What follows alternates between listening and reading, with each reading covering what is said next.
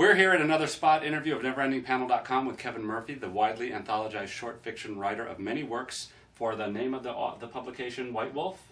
White Wolf, and also recently Esther Friesner's Suburban Fantasy series. Right, and Kevin also has a distinguishing badge that not many authors, I think maybe only 30 in the world, in which he was chosen by George R.R. Martin and Melinda to be a part of the Wild Card series, which is the alternate Earth post-World War II superhero realm. And I understand you also finished Joe Clayton's last work. Yeah, Drums of Silence. So, pretty impressive resume indeed, Mr. Murphy.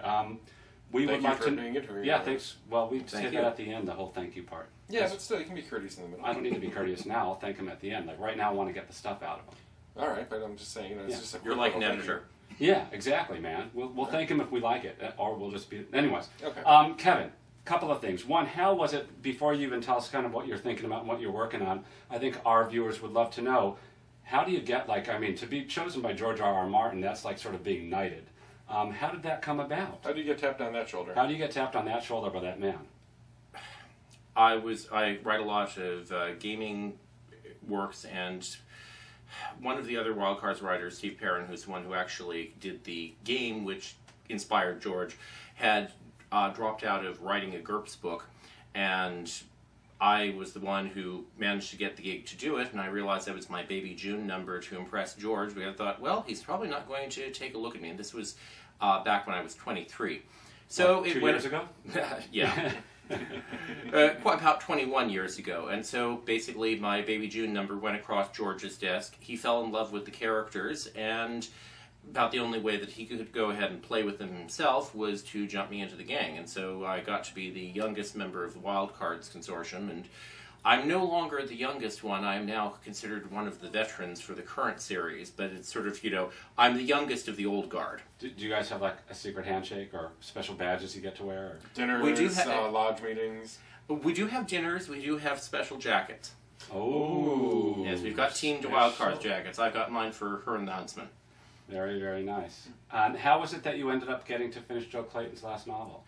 I'd met her at a WesterCon. We'd become friends, and Catherine Carr, who's another author, who's another friend of hers, became her literary executor. And Joe had basically, always liked my work, and she'd also worked editing some short stories of mine from when Kit was doing an anthology.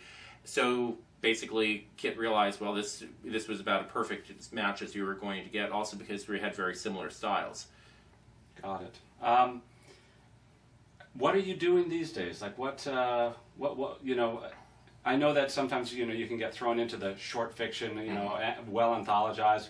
Do you do long? Are you working on long? Or is it more short? What are you doing? What are you doing? Well, see, I've got some novels that are out pitching and around, but the thing is that until you've got an official bite contract on the line, you can't actually say that it is coming out. But I've got short fiction coming out for Paizo and some more proposals in right now. Paizo's publisher up in Seattle does the Pathfinder line. I've got fiction coming up in their Kingmaker 4 next month. And I'm also in Esther Friesner's Suburban Fantasy series.